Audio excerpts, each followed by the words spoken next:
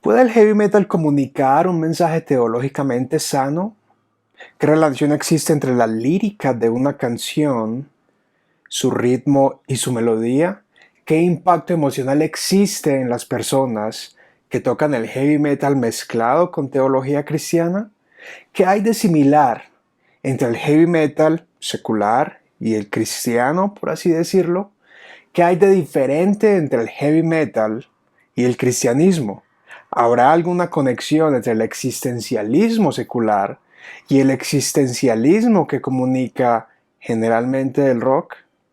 Bienvenidos, el día de hoy estaremos hablando de la banda de metal pesado melódico Narnia.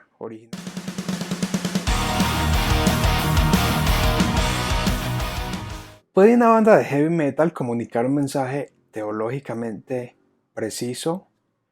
¿Cuál es la relación entre el heavy metal y el cristianismo? ¿Será que podemos disfrutar del metal pesado y a la vez permitirnos contemplar verdades profundas a nivel teológico y bíblico? Es mucho lo que se puede teorizar y hablar acerca de la música en general. Y en el pasado han habido maestros que han hecho intentos por hacer una diferencia o una distinción entre lo que es la melodía, el ritmo y las letras. Recuerdo por allá hace muchos años estudiar con Frank Garlock, quien decía haber escuchado en 3 días como miles de canciones de heavy metal, incluyendo a Stryper.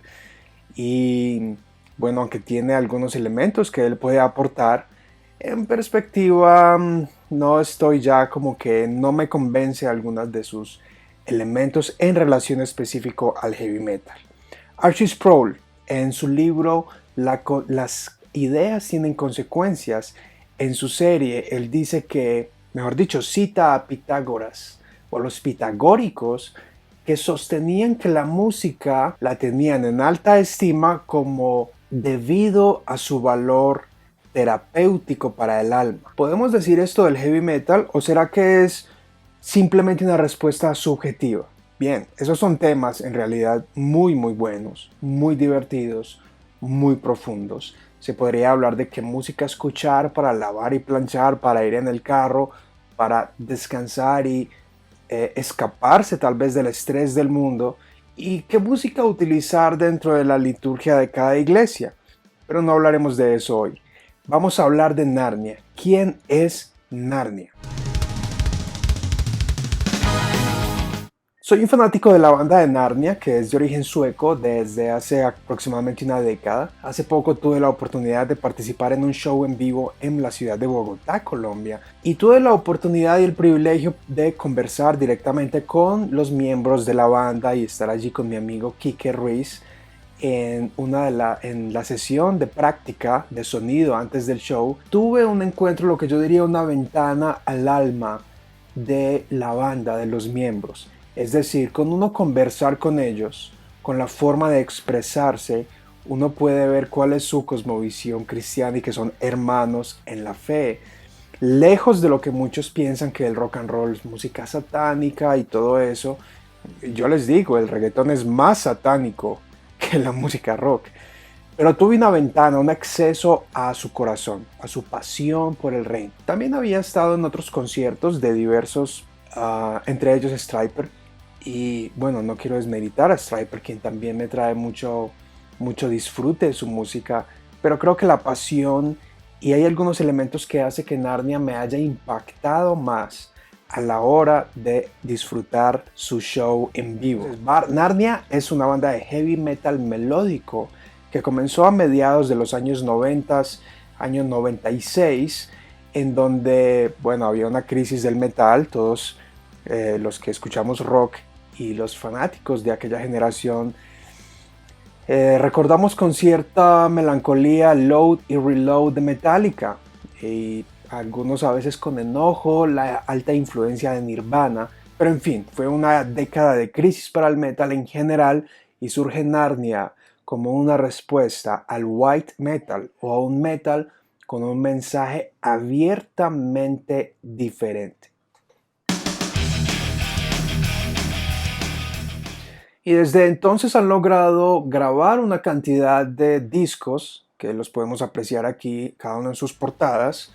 Algunos de mis favoritos son No More Shadows from the Past, No Más Sombras del Pasado, The Lost Son, El Hijo Perdido, Living Water, por supuesto, un clásico, un éxito, Shelter to Pain, Refugio en el Dolor, Reaching for the Top, The Air That I Breathe, El aire que respiro, en Messenger. Son algunas de mis favoritas.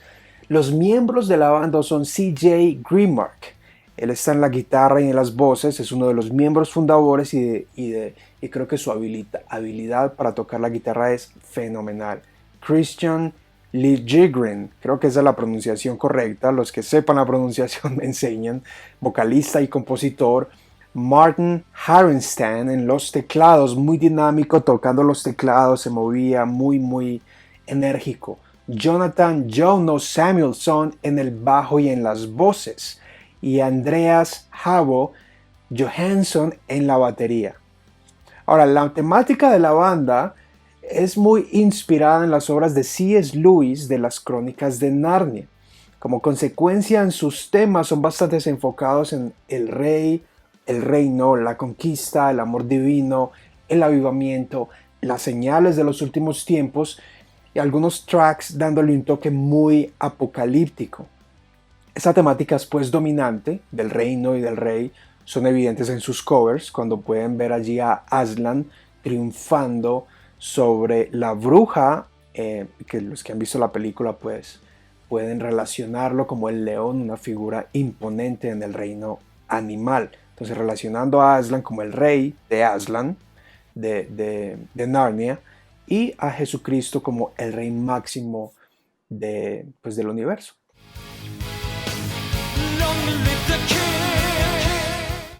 Ahora vamos a hablar un poco de su teología. El objetivo es hablar de su teología. Hay otros expertos en música que pueden hablar más acerca de musicalmente, aunque lo que he visto y lo que presencié personalmente es absolutamente brutal. Aunque el disco es grabado independiente, es impecable el sonido. Pero en general su teología creo que es abiertamente cristiana. Es decir, han salido del ropero.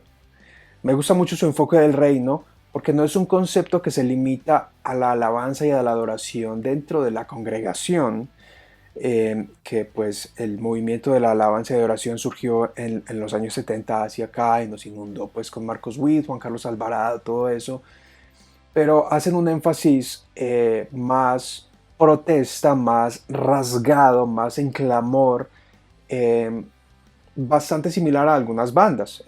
Y sé que algunos otros comentaristas han hablado que hay alguna similaridad con Rob Halford de Judas Priest, aunque yo diría que, bueno, obviamente su cosmovisión teológicamente es absolutamente distante. Por ejemplo, en el disco que vamos a examinar ahora, que es Ghost Town, Ciudad Fantasma, se ve que se observa el mundo desde una óptica devastadora, desde una óptica de desolación, de desastre, un mundo caído, un mundo oscuro, un mundo que se derrite. Pero la diferencia es en la respuesta en que Narnia con su música ofrece ante un mundo así. Por otro lado, bandas como Judas Priest y entre muchas otras, o se deprimen demasiado en el existencialismo y en el nihilismo de su filosofía, o muestran como la solución como el painkiller, el mata dolor, que en el videoclip es un personaje que devasta planetas. Entonces creo que aunque las voces o algunas melodías podrían ser similares, y de nuevo los expertos me dicen si están de acuerdo o no, pero creo que el énfasis es que su cosmovisión es absolutamente distante. Mejor, no puedo evitar afirmar que el tema del reino es el tema dominante en la Biblia, desde Génesis a Apocalipsis. Sí, la salvación, el amor de Dios hacia el hombre, tantas cosas, pero el eje alrededor del cual gira todos los temas y subtemas y el hilo escarlata de la venida del Mesías es el reino de Dios. Entonces me parece que ese es un aspecto que me gusta bastante de la banda. Otro aspecto que me gusta muchísimo es que no se limitan a cantar un mensaje meramente positivo. Es decir, ellos son abiertamente cristianos, como dicen en inglés, unapologetically, o sea, no piden disculpas por mencionar a Jesucristo, hablar del pecado, hablar abiertamente. De nuevo, creo que la banda ofrece una respuesta ante el existencialismo y el nihilismo de nuestra época, ante nuestra época relativista, donde no hay absolutos, donde la vida humana se ha vuelto barata, donde los valores están en crisis, donde ese puente judeocristiano se desmorona y donde el rock and roll en los 70s y 80s surge como una respuesta más depresiva. Por ejemplo, me recuerdo Fade to Black de Metallica, entre otras canciones muy depresivas que en ocasiones servirán para, digamos, los que luchan con la depresión como una respuesta, pero para otros puede ser una razón para hundirse más en ella. Entonces, pues eso me gusta muchísimo, que son abiertamente cristianos y dan una respuesta. Lo que voy a decir ahora es un existencialismo cristiano ante la situación y la crisis o la batalla cultural que se vive hoy. El autor John Ankerberg y John Wildon, en un libro que publicaron hace casi 30 o 40 años, Los hechos y la música del rock, dicen: hoy día el rock es una fuerza mundial con cientos de millones de fans. Para muchos es una religión personal. La estimulación de las drogas, el sexo y la rebelión permanecen, pero nuevas temáticas se le vienen añadiendo, tales como la violencia, el nihilismo, el escapismo y lo oculto, haciendo del rock algo más controversial. Entonces, es un género controversial, pero ¿qué no es controversial hoy día? Necesitamos examinar cada uno de estos elementos. Entonces, podríamos decir que una de las características del heavy metal en general es el nadaísmo o el nihilismo, el existencialismo, pero como dije, Jan Arne ofrece un mensaje, una respuesta ante esa condición humana de hoy.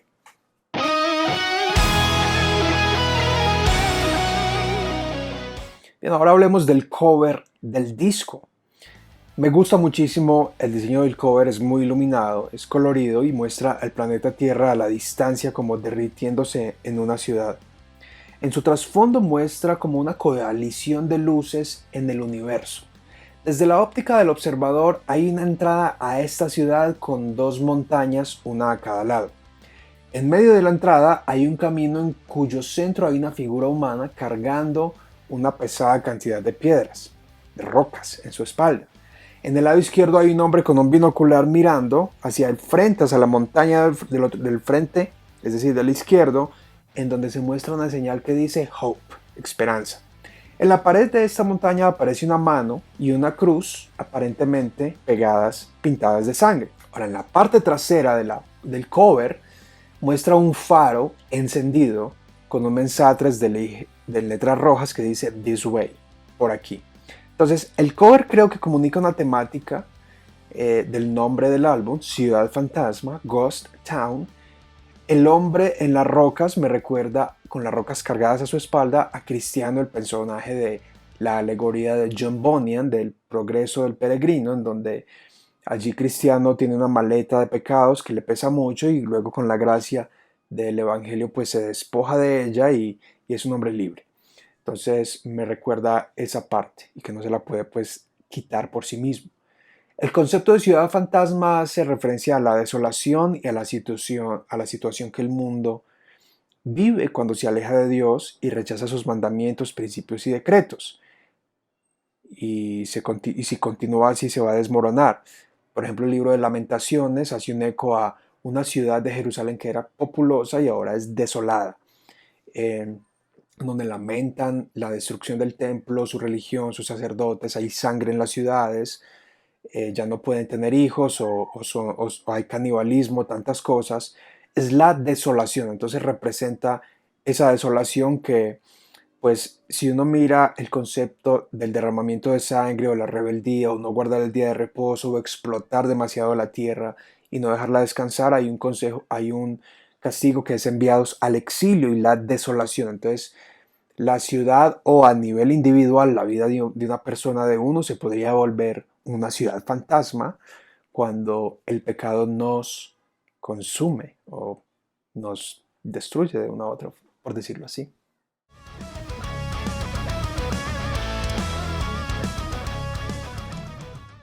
Ahora vamos a echarle un vistazo a algunas de las canciones. La verdad me encantaría mirar todas, pero solo vamos a dar a checar algunas.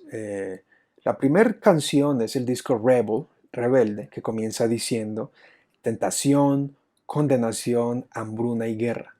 Pecados de la humanidad que abrieron la puerta, culpando al Padre, culpando al Hijo, escondidos en las sombras, escarneciendo la luz. Esta parte es cantada por Christian, el vocalista. Suenan con un cambio de voces bastante dramático.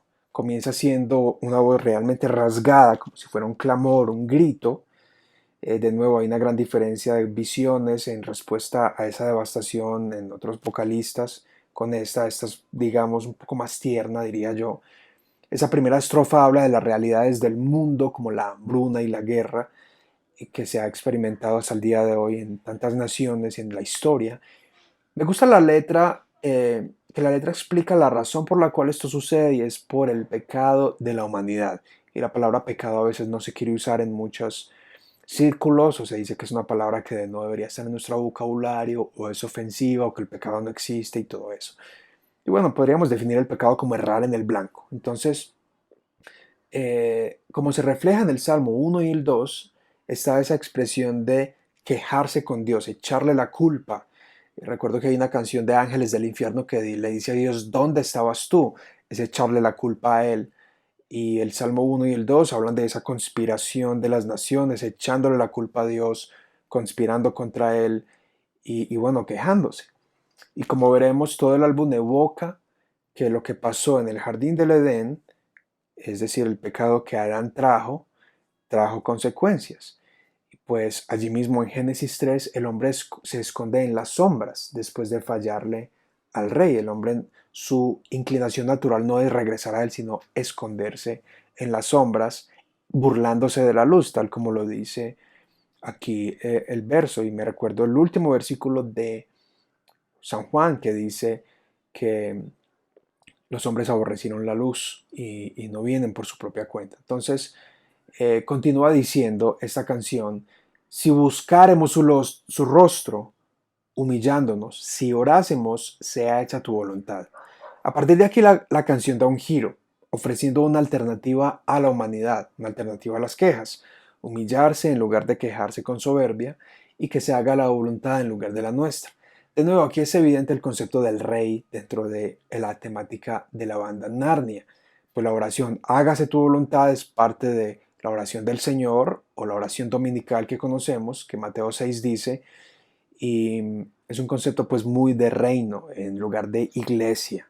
La canción termina con un clímax que dice, cambia de rumbo y Él nos oirá desde el cielo.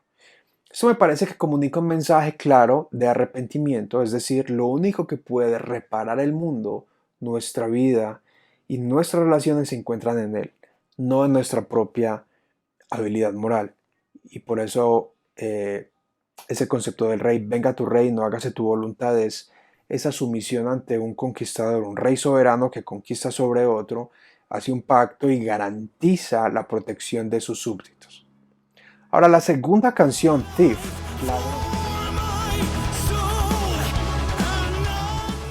Ladrón. Esta canción es fenomenal, me encanta muchísimo y es una de las canciones que comienza ya Jonathan Samuelson, el bajista, con una voz de fondo que evoca los pensamientos de uno de los ladrones que ha sido crucificado con Jesucristo allí en el Calvario. Y estos ladrones como si estuviera pensando, como si estuviera él reflexionando allí antes de morir y él dice, soy un ladrón, un forajido, un mentiroso. Finalmente he cosechado mi pasado, igual que la oscuridad que nos rodea ahora.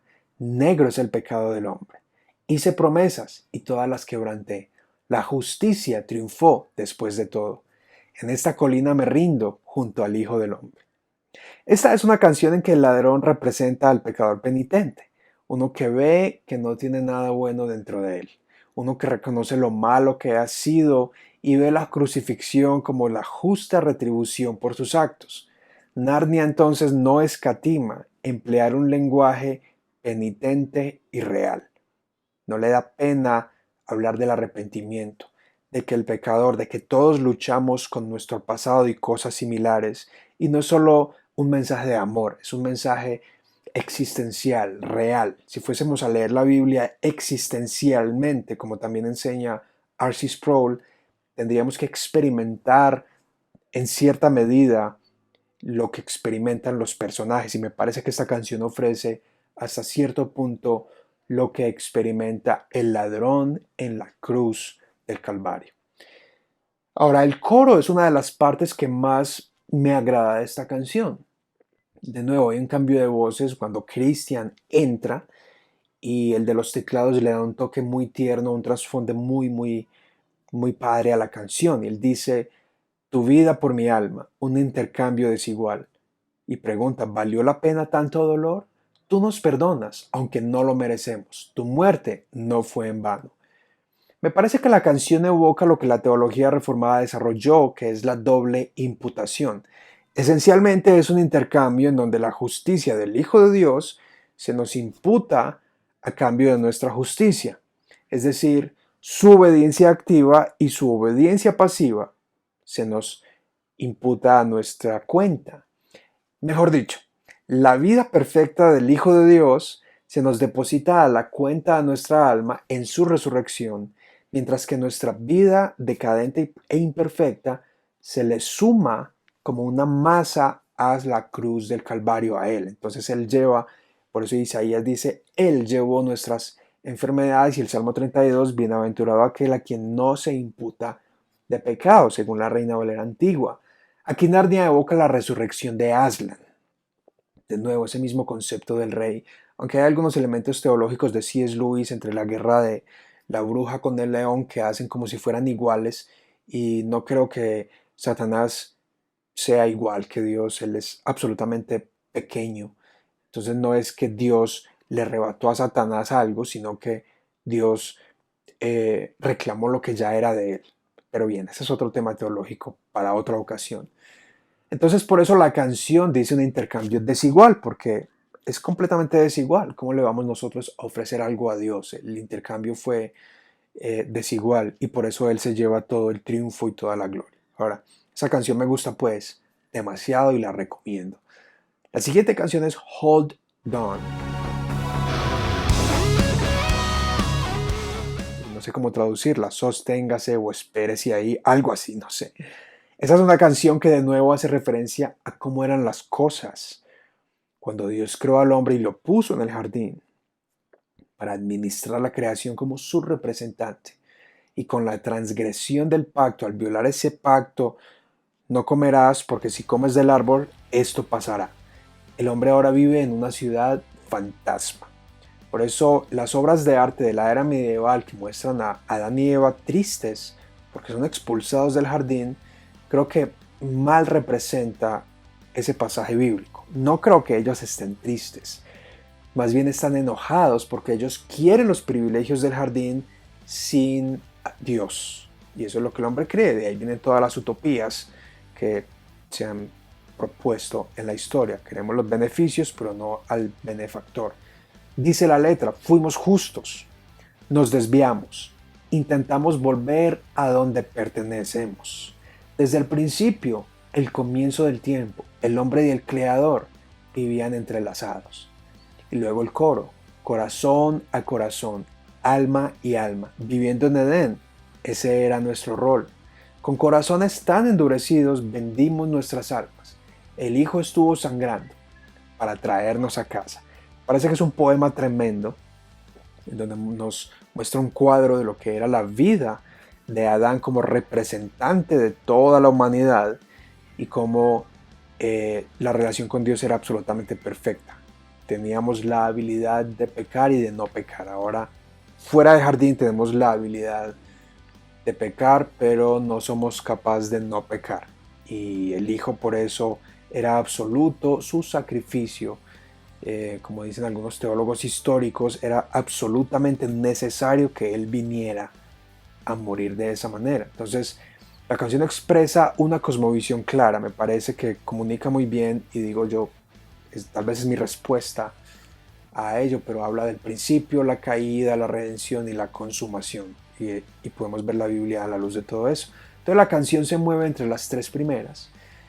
El hombre fue puesto en Edén en perfecta comunión con su creador, se desvía escuchando la voz de la serpiente, pero con el tiempo el Hijo derrama su sangre como sacrificio satisfactorio y absoluto para ayudarnos a regresar al diseño original. Y es por eso que la salvación no se limita a nuestras almas, sino que Dios quiere que regresemos a ser lo que Él quiere que seamos en un mundo material que creó. Un versículo clave, y digo yo, que resume bien es Colosenses 1:18, donde dice que Él vino a reconciliar todas las cosas. Ahora unos pensamientos finales. El resto de las canciones a nivel musical me parecen fenomenales. La canción Ciudad Fantasma, Ghost Town, Modern Pharisees, Fariseos modernos son excelentes. Continúan fortaleciendo la idea de la necesidad de someterse a un rey en quien solo podemos encontrar satisfacción. La guitarra rítmica es ordenada y congruente. Los teclados le dan un ambiente energético. La batería está en su punto, sin exageraciones, pero tampoco demasiado suave. Obviamente la voz de Christian es increíble, es brutal. Se nota su madurez y una de las cosas que más me impactó de verlo en vivo es su pasión, su pasión. O sea, la pasión que le pone es única. Los solos de guitarra son muy melódicos. Al concentrarse y escuchar la melodía y la guitarra rítmica es muy disfrutable. El álbum le hace honor a trabajos discográficos del pasado, evocando canciones del pasado como el Long Live the King, Larga Vida al Rey. Muy bien, espero que te guste. Dime tú qué piensas. ¿Has escuchado a Narnia? ¿Hace cuánto que la escuchas? ¿Piensas que es congruente un mensaje abiertamente cristiano y teológicamente sano y apasionado con el heavy metal? ¿Es cuestión de gustos o qué dices tú? Te invito a que te suscribas, a que compartas, a que le des me gusta, dejes tus comentarios y dime cuál es tu canción favorita de Narnia. Hasta pronto. No. Hi, this is Christian, vocalist and one of the founders of Narnia. I'm so thankful to be here in your wonderful country, Colombia. But I can also say, no king, no president, no politician can solve the thing. Only one way, and the way is Jesus Christ. Yeah. So bless you, Colombia. Set Jesus first. That's the most important thing. That's the reason why we in Narnia are here, to put Jesus first. Amen. Thank you, Chris. God bless you. Yeah.